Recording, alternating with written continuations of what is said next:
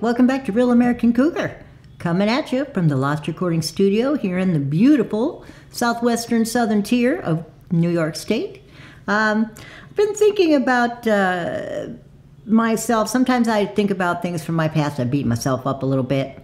And one of the things that I wish I would really have done is to pay attention to the small things that would have gave me little clues that maybe the person I was with or the relationship that I was in really wasn't for me. So we're going to talk about that tonight. I also want to let you know that coming up here, probably in a couple months, we're planning on the 1-year anniversary celebration of Real American Cougar. And I want you all to know that you're invited to come as a live audience and see the show. We'll have a musical guest. We're going to have a little food for you. We're going to celebrate. It's going to be a anniversary party for Real American Cougar. We will be doing this show here on the YouTube channel for 1 year, coming up in a couple months. So if you do want to be part of the audience and you're in the Chautauqua Cattaraugus area, give me a private message and let me know you want to come, and I'll send you out an invitation from the Real American Cougar. Now we're going to talk about being so in love with someone that sometimes you overlook little things that can be big things later. And I've learned to be very selective, and I have learned to make better choices. I wish that I would have not stayed in some relationships as long as I did. I was just, like I said before, hoping things would get better, hoping that things would change, waiting for somebody to change when sometimes they won't change. But I think I overlooked a lot of the red flags and a lot of the things that should have told me that I should have moved on. And we're going to talk about that. I feel when I want a relationship, if I find that relationship one day, or don't, but if I do find it, I just want it to flow naturally. I don't want it to feel forced. I don't want it to feel pressured. I want things to just kind of evolve on their own. But I'm still going to be aware of those red flags because I've gotten into some bad situations by just letting little things go. So here are a few things that I'm going to look for if I find someone that I want to spend more time with. And the first thing that I think is very important that I'm going to look for is there a lack of communication? Can I talk to this person? Do they listen to me? Do they remember what I said?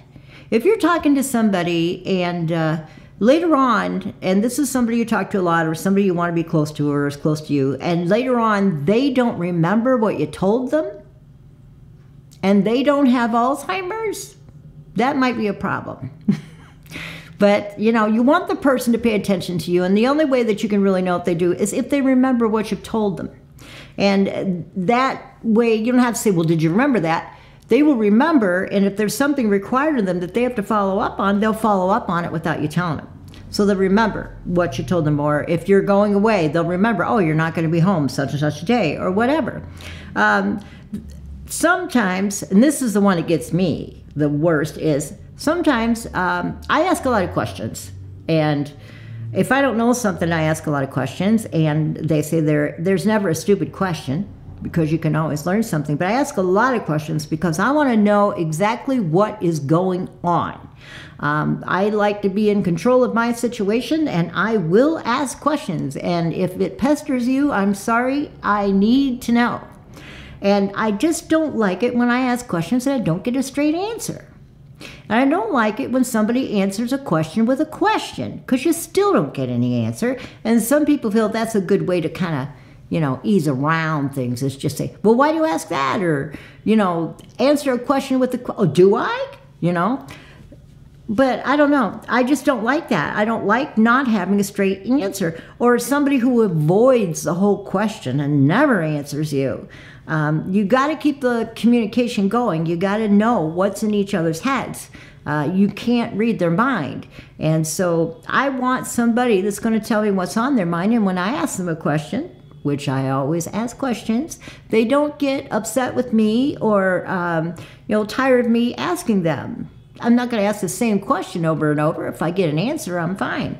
But I need someone who's going to be receptive to the things that I'm concerned about, that I want to ask about.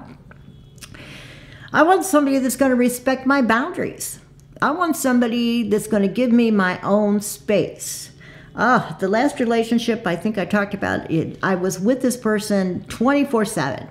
I never had any time to myself to go see girlfriends or go see other friends, or once in a while I got to run off and do some shopping once in a while. But this guy even went to my nail appointments. He sat at the nail salon and waited for me while I had my nails done. And there was just no getting away from this person. So I want somebody that's going to give me my own space and let me continue with the hobbies and the activities that make me happy. If I can't continue with the hobbies and activities that make me happy, I don't want to. I'm at the point where I don't want to commit every second of my life to somebody. No matter how much I love them, I would not be able to commit every second of my life to somebody. So if somebody doesn't want to give you time to yourself, then that's disrespecting your boundaries. You need time to yourself. Everybody does. If someone is controlling and won't compromise, if everything has to go their way, if they won't apologize for anything, that's another thing. If someone makes an excuse, or guys, let me tell you this. This is the worst thing that women hate. When you try to apologize and you say, well, I'm sorry you feel that way. That is not an apology. And we don't accept that as an apology.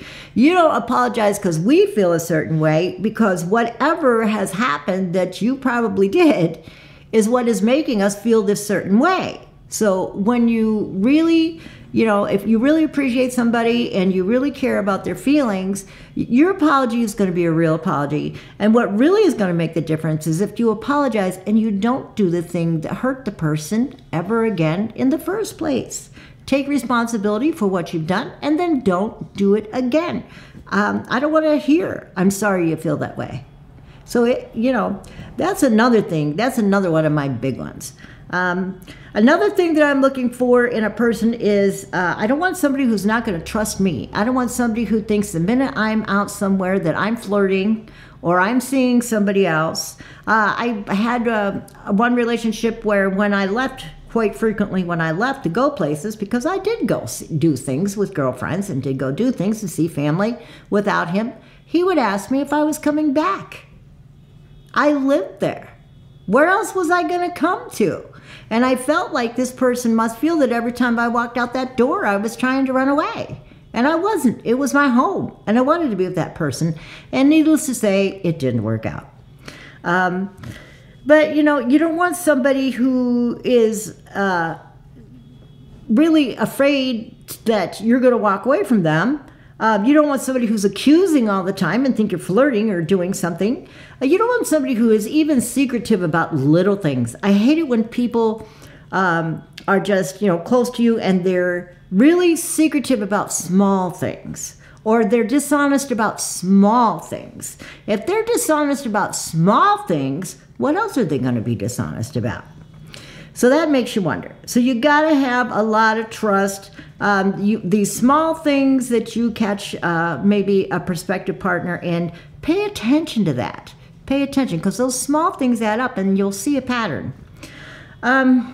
People who are downright dishonest, I can't deal. I am blatantly honest, and I'm to the point where people are offended by me at times because I have no filter, and it just comes out and I'm blatantly honest. And I don't mean to hurt people's feelings, but I expect honesty out of other people as well.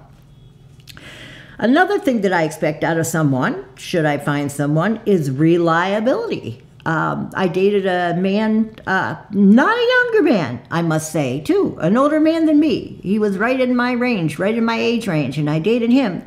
And we would make plans, and he was supposed to be coming over in a couple of hours, and then an hour would go by, and 2 hours would go by, and 3 hours would go by from the time that he was supposed to show up, but wouldn't show up. And then when I called to see if he was showing up, he wouldn't answer his phone. So then, when I would see him the next time, he would wonder why I was upset. But, if you say something, you got to follow up. And if you say you're going to be there at a certain time, I don't have all day to wait for somebody to make up their mind. If you don't show up within an hour, I don't even call it. If I have a date, I don't even call them anymore if they don't show up. You know, I don't even call them. If you don't show up within a half an hour to an hour of the time that you are supposed to be there, I'm making other plans. That's it. I'm done. I'm just making other plans, and I'm going to be happy. You know, I'm not going to stew all day because nobody showed up. I'm not going to call and try to find people. I'm not going to, you know, I don't need to make people want to be with me. I don't want anybody to be with me that doesn't want to be with me. So from now on, hey, you don't show up, I got other plans. Or if you're not going to show up, better yet, tell me ahead of time and I'll make other plans. So you need somebody reliable. You need somebody that is reliable in a way that they look at some of the same issues as you do, like money. Money is always a big issue in a relationship.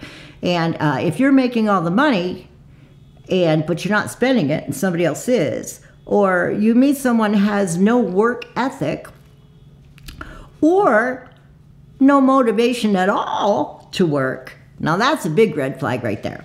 Now I can understand helping people out. They have setbacks. Everybody has setbacks. Everybody has things that happen that they have to, you know, be able to get on their feet once in a while. Things happen. Unexpected things happen that require money, that deplete our resources. And that happens to all of us. But when you run into somebody that just plain is not motivated to get out and work and help the situation financially, especially if they want to move in, that's a big red flag. For me, I prefer somebody who is responsible adult and has a job and takes care of their own self. I'm not out to take care of somebody else. So if you find that somebody is wanting to move in and they really aren't motivated to work outside of the home, help with financial responsibilities, you might want to think about that too. It's very important, if you still have children at home, whether they're young children or whether they're preteens or teenage children, to pay attention to how they react to that person that you might be seeing. They might see things that you don't see. Like I said, sometimes you're so caught up in this new romance that you don't see things, and you want things to stay good, and you don't want to be alone, and you want things to get better. That other people, sometimes friends, family, or your children, will see things that you don't see. So pay attention to what they have to say, and pay attention to their body language. If somebody comes in a room and all of a sudden your children or your family members or your friends take a whole different attitude, a whole different stance, maybe a little more defensive, you want to pay attention to that, because they're getting the vibe. They're getting a vibe. And you might be getting that same vibe, but you might be just putting it off because you want things to work out. So pay attention and make sure that it's a person that you're safe to be around, that your kids are safe to be around, and your family. If you feel the need to isolate yourself or your children from someone, just not to have to deal with them, that's definitely an out. You definitely don't need that. You need to be able to live your life, be free to live your life, feel comfortable around somebody. If you don't feel comfortable around somebody, that is, you know, when you get that gut feeling and you get that sunken feeling in your chest and in the pit of your stomach, you better pay attention to that. You know, you don't want constant conflict when you have children and others around. And if this person has children, you want them to treat your children like they treat theirs. If they treat theirs very good, you don't want them to treat your children bad. If they're not a good parent to their children, then that's a sign right there. But, you know, you want to look for things like, do they want to discipline your kids? And do they use the same discipline on your kids for the same thing as they would discipline theirs? Not to let their kid get away with one thing and then they'll discipline your kids for the exact same thing. You want to watch out for things like that. People who are not nice to your animals, people who are mean to your pets, that's a big one right there. That's a big red flag. You don't want someone who would be mean to your pets would be mean to you and other people. So keep that in mind. Of course, no name calling, physical abuse, degrading ways that people talk to you. You don't need to put up with that. Nobody needs to live in that situation. Physical abuse, my Lord, don't put up with that. So sometimes it is just better to be alone. You'll be happier. You'll be able to do the things that you want to do when you want to do them. Of course, you'll be safe. And, you can create your life so that with or without a partner, you're going to be happy. Don't stay or don't accept someone. When you see these red flags occurring, don't put off thinking about, is this person going to be good for me in the long run? Is this what I should be doing? Or am I going to be safe and happier by myself? Think about it. And that's just a little talk I wanted to have with you, because I've been through that, and I have not looked at red flags, and I have really gotten into some bad situations. So I really wanted to get that out there and let you know that when you find a person and you feel that romance, don't let yourself get sucked in. Just watch out for yourself. Keep yourself safe and happy. Thank you for another evening with me. Appreciate your time. If you want to get a hold of me, please send me a private message on the Real American Cougar Facebook page. If you'd like to be part of the audience for the anniversary show, send me that message. I'm all excited about it. It's going to be great. It's going to be a real celebration. We'll see you next week. Until then, take care. Peace out.